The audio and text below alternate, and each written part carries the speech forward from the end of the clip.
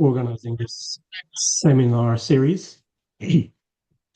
So I understand that the series is very interdisciplinary, and as a first speaker, I would like to start with the philosophical discussion on the problem of evil. But this paper, it's somewhat interdisciplinary as well, because I want to incorporate some psychological research into the philosophical debate on the problem of evil. So this is a book that I published about 1 year ago. It's called The Problem of Evil for Atheists. Traditionally, the problem of evil is presented as a challenge specifically for theists who believe that there is an all-powerful, all-loving God. So if there is God, how come there are horrible things in this world, like wars and crimes and natural disasters? And that's the traditional problem of evil for theists. But in this book, I argue that actually the problem of evil is much deeper than that, because this is an existential problem which can arise for not just for theists, but also for pantheists, pan-atheists, and even atheists as well. And to defend this idea, I introduce the concept of what I call an axiological expectation mismatch. So the idea is something like this. So theists typically have a positive expectation of reality. So they believe that God created the world, so the world should be very, very good, if not perfect. But when we look at the world closely, there are horrible things. So there is an axiological gap between theists' expectation and the reality, and that creates the problem of evil for theists. But it's not necessary to hold theism to have an optimistic axiological expectation. So if you are an atheist, but also an optimist, you might think that the world is not overall and fundamentally bad. Maybe the world is overall and fundamentally good. And if you hold this kind of axiological optimism, then the problem of evil can arise for you as well. So you will find a gap between your expectation and reality. And that's a very quick sketch of the problem of evil for atheists. And in response to the problem of evil for theists and atheists, I argue that once the problem raises a challenge for almost everyone, theists are more advantaged than atheists, because to address the problem of evil, theists can appeal to all sorts of supernaturalist resources like God, the afterlife, and various other things, while atheists are typically naturalists, so they have only the material universe, so they can only appeal to whatever exists within this universe. So theists are more advantaged than atheists in responding to the problem of evil. And in this paper, I want to develop my idea further by incorporating psychological research on meaning in life.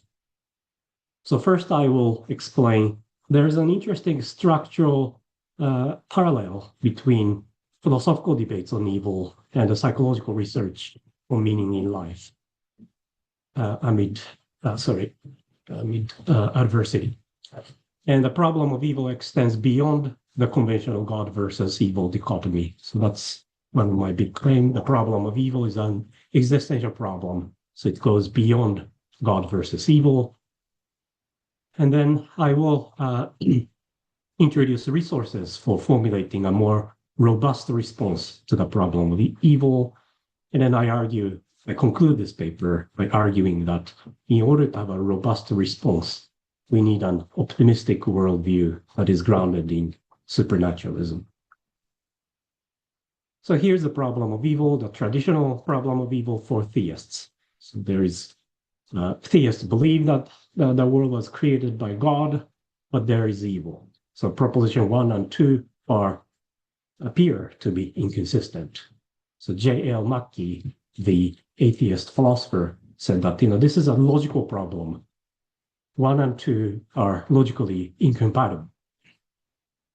And Mackie also said that this is a problem specifically for theists, So if you're happy to give up the idea that there is an omnipotent and wholly good God, then the problem of evil doesn't arise for you.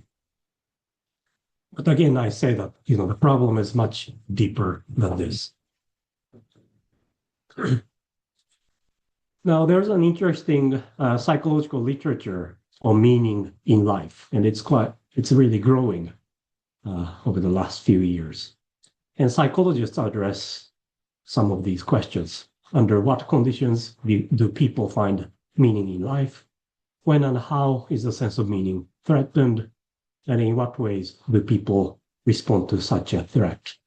And these questions are not immediately related to the problem of evil, but I will explain how they are linked to those existential concerns that I'm interested in relation to the problem of evil. Because meaning in life is such a big topic, psychologists tend to focus on three specific dimensions of meaning: significance, purpose, and coherence. Significance refers to the sense that one's existence matters beyond the self, sometimes called existential mattering. So it's important for people to find significance of their existence. Purpose refers to activities guided by valuable goals. And they can be a driving force for motivation and engagement. So we all need purpose. It's almost like a fuel for flourishing. Coherence refers to the idea that life's elements fit together. So life consists of many events, experiences, activities, and life feels coherent when they fit together very well. And then we have the sense that life makes sense when we find life coherent.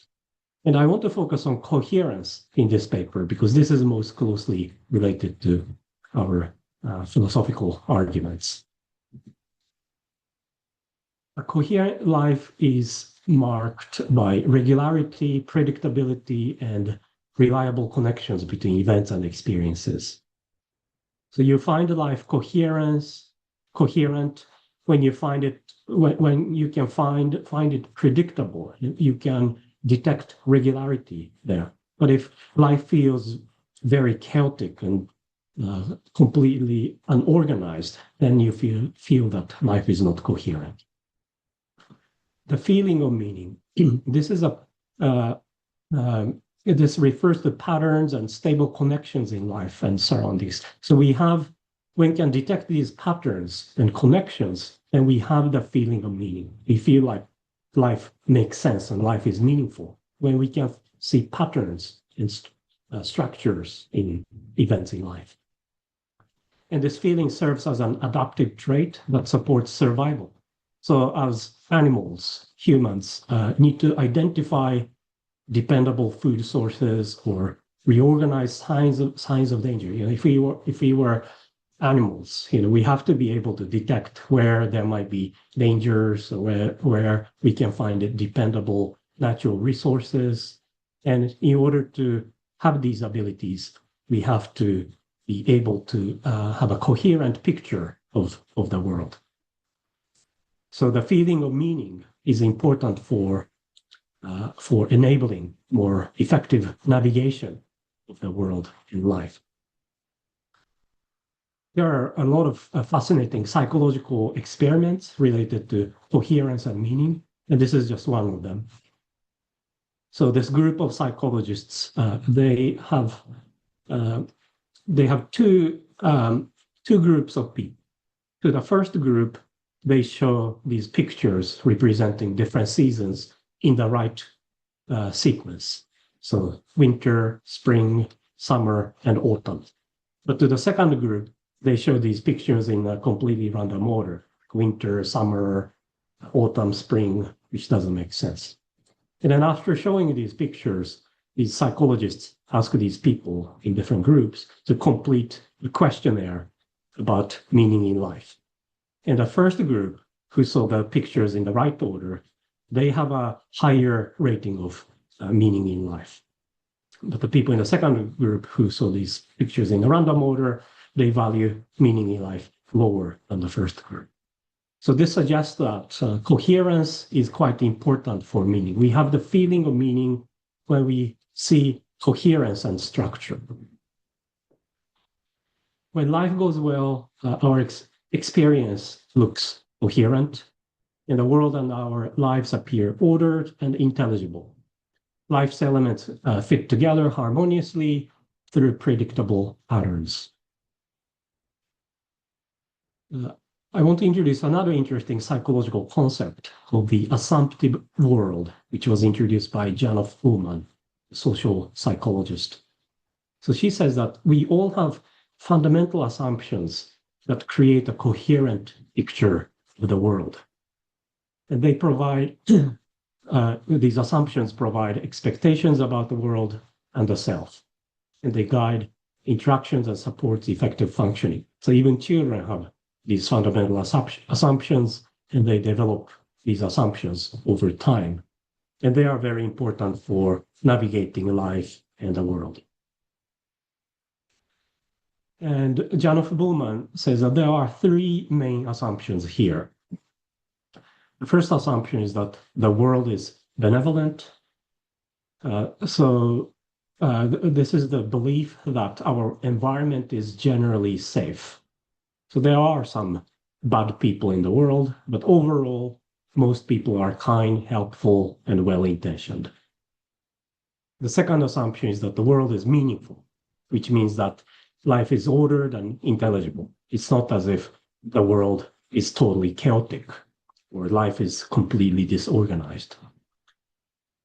The just world theory, which is another interesting theory in psychology, says that many people believe that good outcomes follow good actions, bad outcomes follow bad actions. It's almost like karma. In many cases, this belief is not correct, because it's not always the case that good things happen to good people and bad things happen to bad people. But people tend to hold this kind of belief because people want to maintain this coherent picture of the world. And also many people have this fundamental assumption that the self is worthy. There are very few people who believe that they are totally worthless.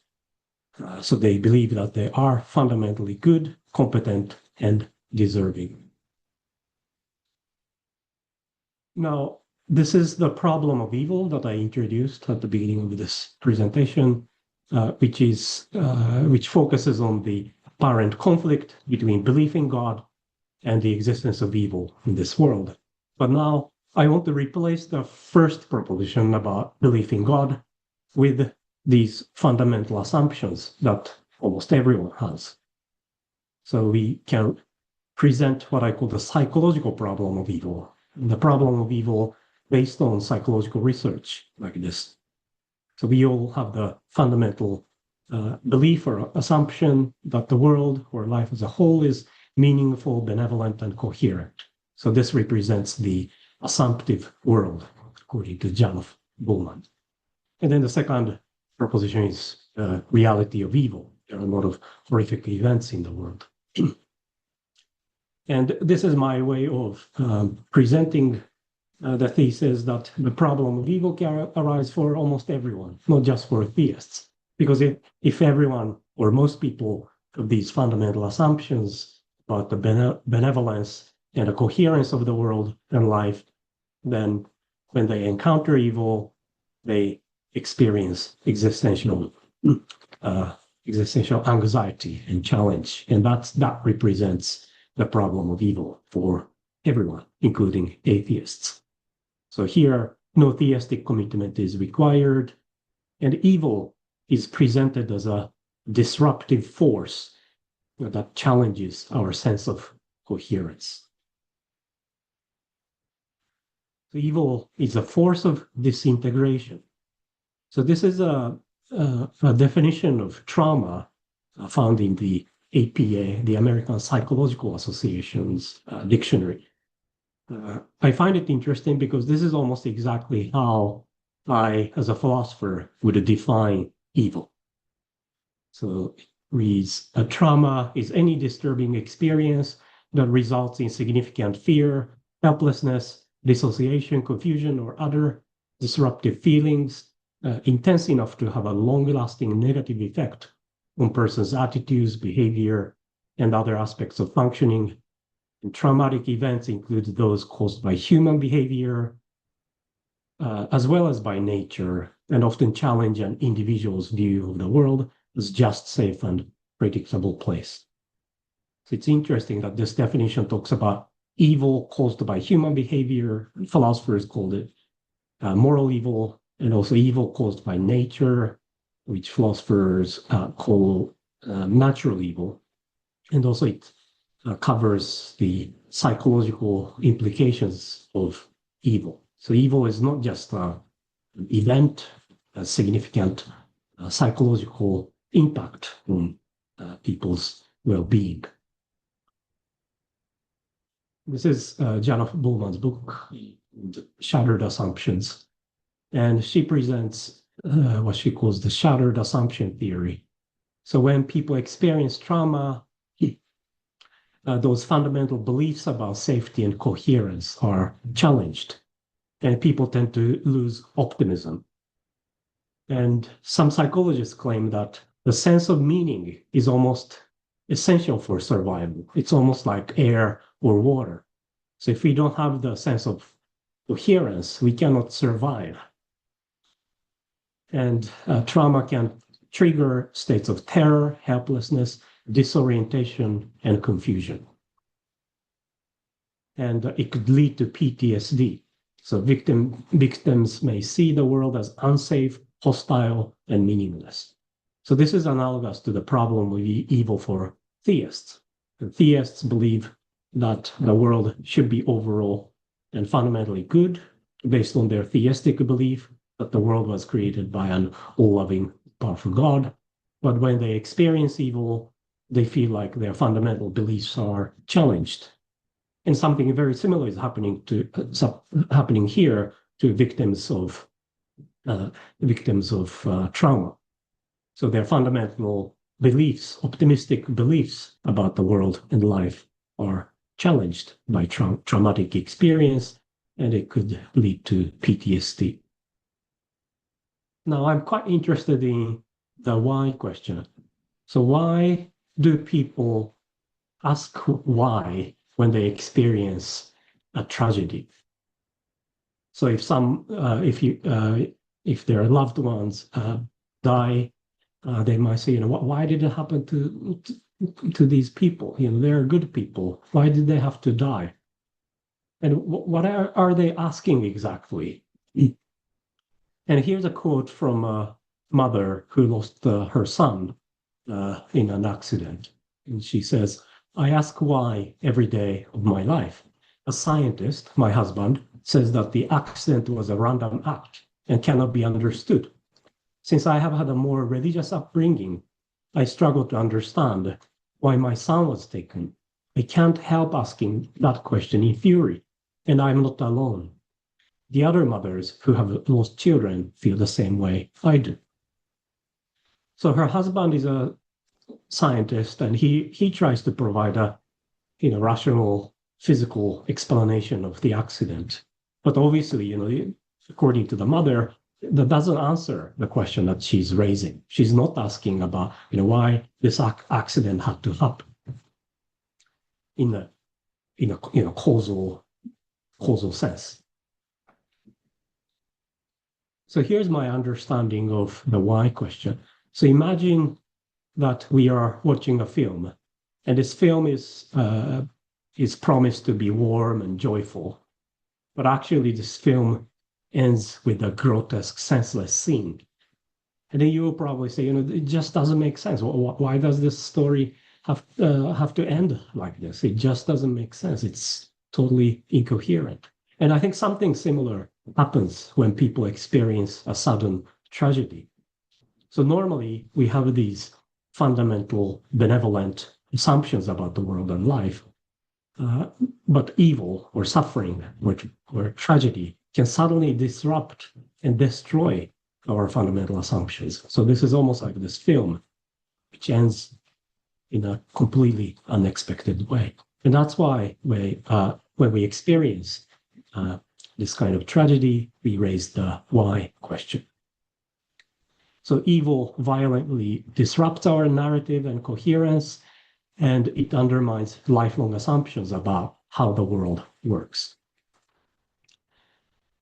Now, I'd like to introduce what I call psychological theodicies. Basically, there are psychological responses to suffering or trauma that psychologists address. So psychologists claim that people tend to adopt two distinct strategies in response to trauma. The first one is the benefit finding strategy, and the other one is the coherent seeking strategy. And I think it's very interesting because these strategies that psychologists discuss are very similar to theodicies, which are theistic responses to the problem of evil philosophers discuss. So let me introduce these psychological theodicies or psychological strategies.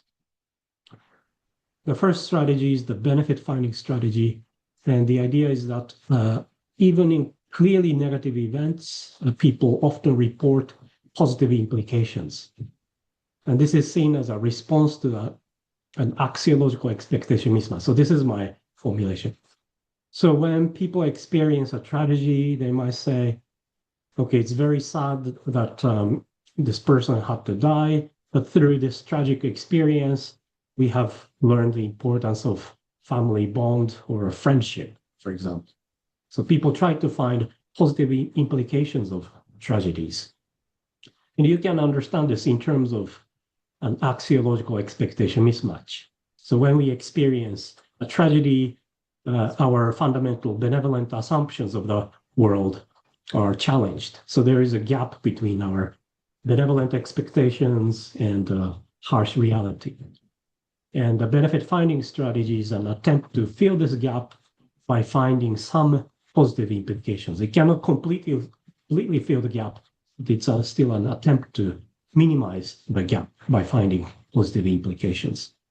And there are some empirical research on this idea, and so psychologists find that people who can find certain positive implications, they hope they can adapt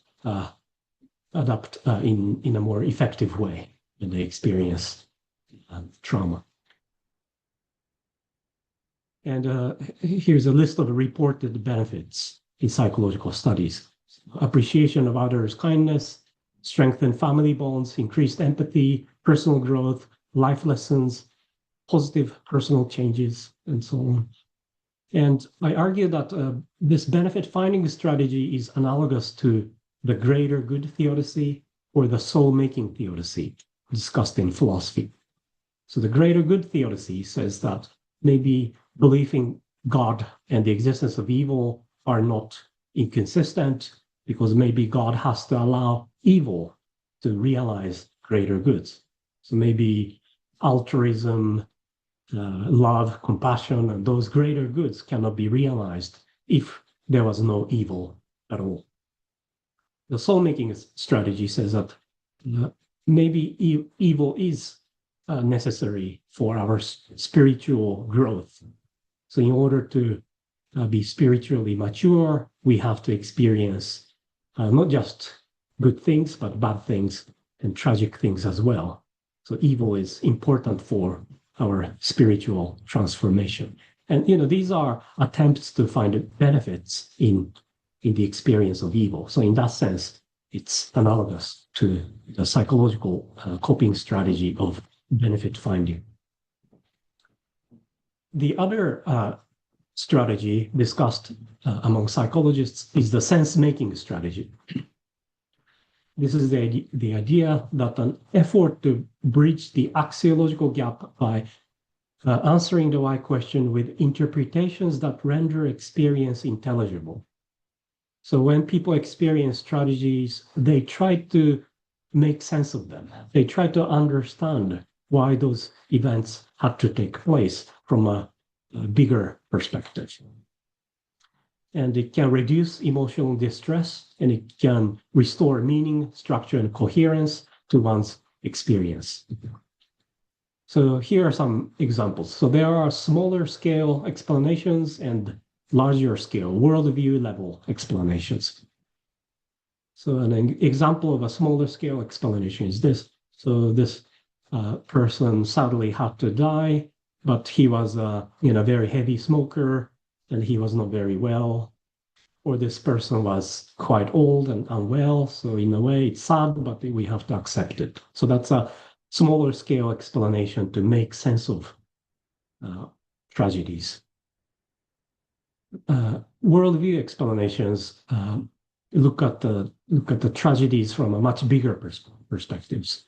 So you could appeal to fundamental beliefs, saying, maybe there is some meaning in this tragedy. Maybe it was God's will.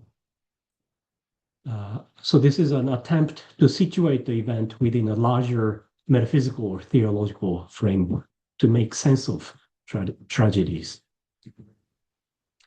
And there are a lot of empirical research on this strategy. We don't have time to discuss them, but one interesting finding is that the sense-making strategy can have physical implications. So people who can effectively adopt this strategy experience reduced pain, like headaches, backaches, joint pain, and so on. So you could experience some visible difference by adopting the sense-making strategy. And in philosophy, there are similar responses to the problem of evil. These responses are analogous to the psychological strategy of sense-making. The privation theory of evil says evil is not the real entity, but the privation or distortion of good. So according to this theory, the existence of evil and the existence of God are not incompatible, because evil is not some kind of positive thing that exists. It's more like the privation of good. So it's almost like illness. Perhaps illness is not a positive being. It's not a substantial existence, but it's just a privation of health. And similarly, evil is just a privation of good. So it's not as if there is this positive existence called evil, which is in conflict with God. Skeptical theism says maybe God has good reason for allowing evil, but we just cannot fully grasp it. Not because God's reason is unjustified, but because we are cognitively limited. So we are limited with respect to God's purpose, or our knowledge of morality is very limited. There are a lot of things that we don't know. So maybe God has good reason for allowing evil, but we just cannot see it. But that's due to our cognitive limitations. So these approaches are analogous to the sense-making strategy, because they try to make sense of evil by providing a coherent picture, incorporating evil. Now, so I have argued that there is a version of the problem of evil found in psychology, and that's analogous to the problem of evil, as I understand, in philosophy. And also I have argued that psychological strategies in response to suffering and tragedies are analogous to philosophical or theological responses to the problem of evil. But what's the point of this comparison? And my argument here in the rest of this presentation is that we can use this parallel structure to establish a successful response to the problem of evil. I'm not going to present a definitive solution to the problem of evil, but I say that this comparison is helpful in developing an effective response that can function as a resilient buffer to protect us from the experience of suffering and evil. The anxiety buffer disruption theory in psychology says that we all have a psychological buffer to protect us from suffering. This buffer consists of our view of reality, our view of ourselves, our connection with other people and a community and so on. But when the buffer is destroyed by a very traumatic experience, we can experience PTSD. So severe trauma can collapse this buffering system. And the consequences might be a withdrawal from the relationships or meaning and the culture as well, and also the loss of capacity to manage anxiety. So if the buffer is destroyed, it'll be quite difficult to recover it. That's why PTSD can be very serious. Now, our task as philosophers here, is to examine what kind of worldview can serve as this function. So I want to explore a worldview that can offer us a strong anxiety buffer. So in the last part of this presentation, I would like to propose 6 theses outlining the criteria a worldview must meet to function effectively as part of the anxiety buffer. The first thesis is that benefit finding alone is insufficient and we need sense making. So benefit finding is the idea that sometimes we can find some positive implications of tragedies. But I argue that this can only give us a limited consolation, and it really fails to answer the deeper why question. It doesn't answer why question. It just tries to find some positive outcomes from tragic events. And this still leaves the sense that evil doesn't make sense. Our destroyed picture, coherent picture of reality is not restored. So therefore, sense-making is very important. Sense-making is necessary for constructing coherence. And that would bridge assumptions about the world and the reality of evil. And it supports meaning and psychological stability as well. But what kind of worldview can provide coherence? So here's the second thesis. Narrow coherence alone is insufficient. A resilient buffer requires wide coherence. So here I want to introduce 2 notions of coherence, narrow and wide. Narrow coherence is an attempt to explain suffering through specific contextual factors. So, sadly, she had to pass away, but she was quite old and frail. She was ill for a long time. So it makes sense that she had to die. But all it does is to make this loss more predictable, and it tries to reduce shock.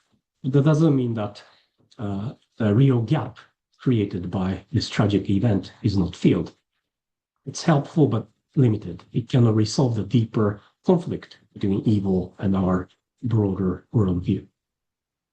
That's why I say wide coherence is important. Wide coherence is about integrating suffering into a broader worldview. A robust anxiety buffer requires wider coherence. So you have to have a bigger worldview that can accommodate suffering.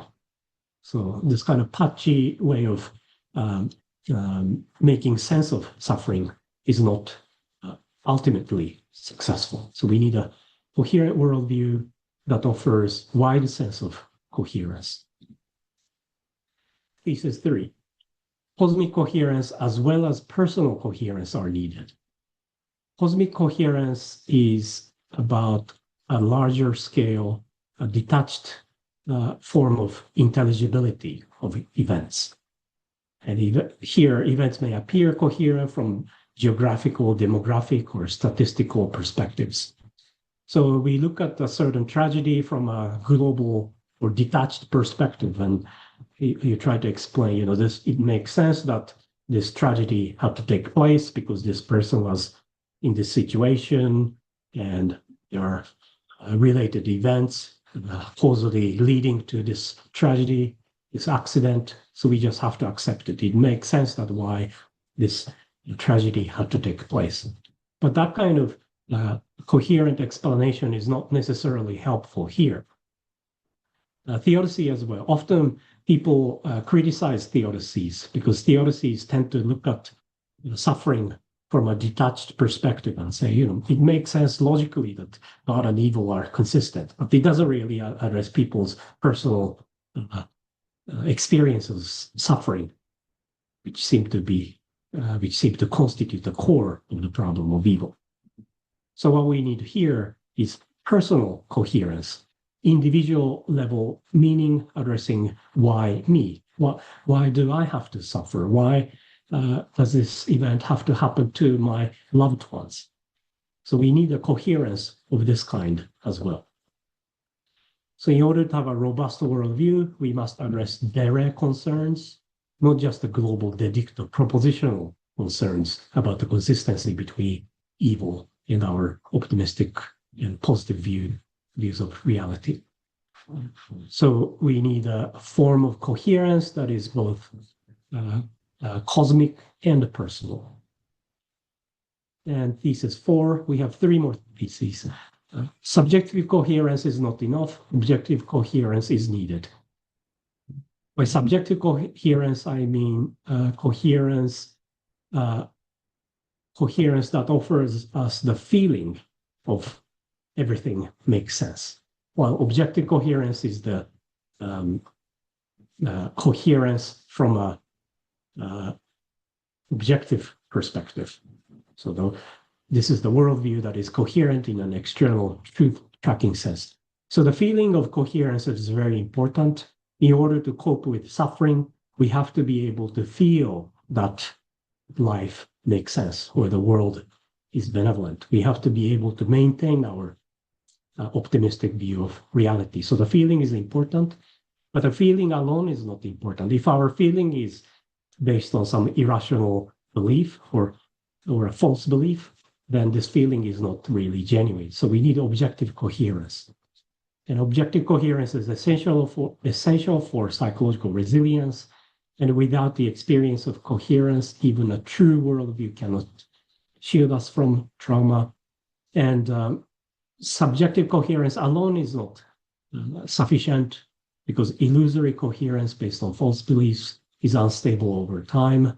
So it's vulnerable to collapse when our feeling of coherence is contradicted by lived experience, or if it does not cohere with reality. Thesis 5, pessimism cannot provide a resilient buffer. Optimism is required. So in a way, pessimism can look coherent. Pessimists would say, okay, we can just give up our benevolent picture of the world. The world is quite hostile.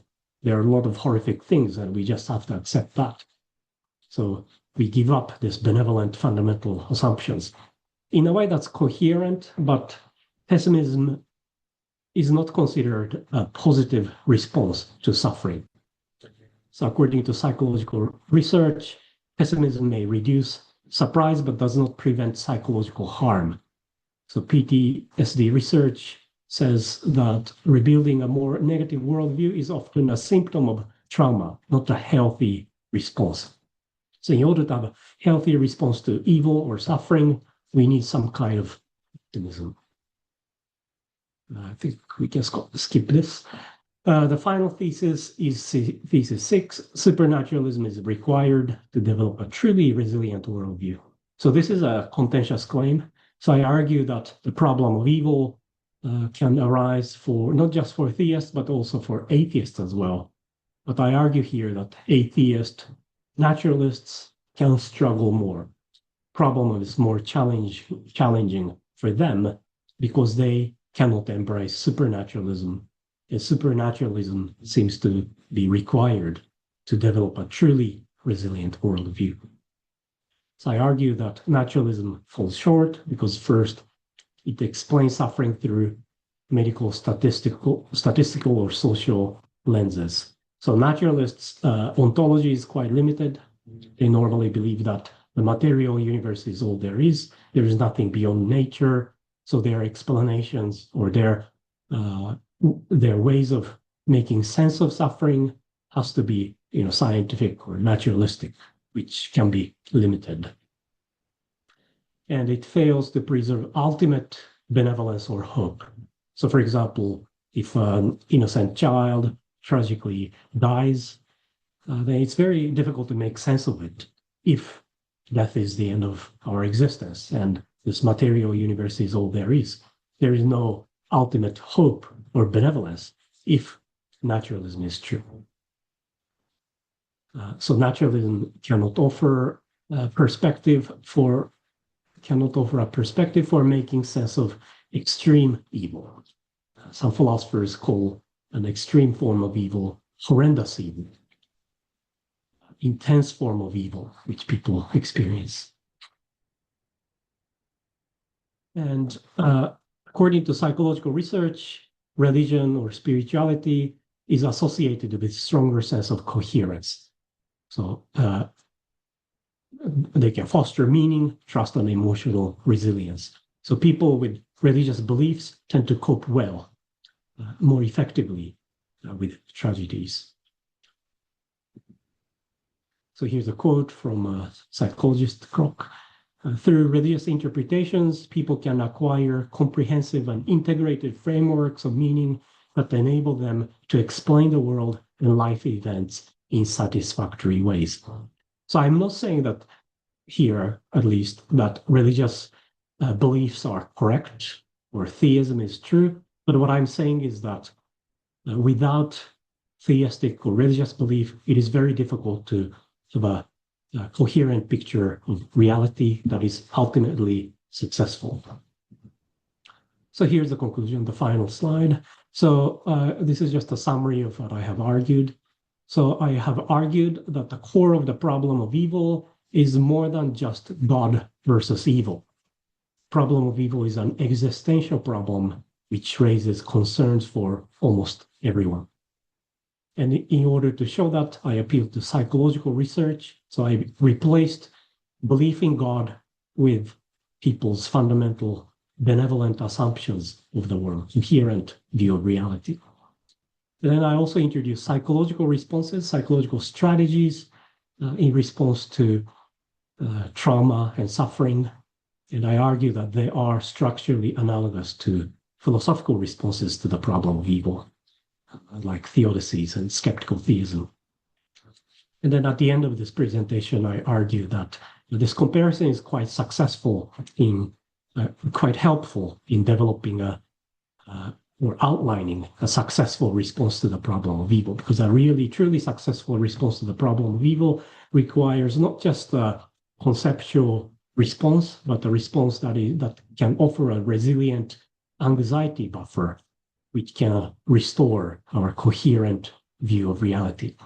And I argue that the coherent view of reality here has to capture coherence in terms of narrow and wide, cosmic and personal, subjective, objective. So it has to be able to encompass many distinct forms of coherence. And a successful response requires an optimistic worldview, not a pessimistic one, and it has to also be based on supernaturalism. Thank you.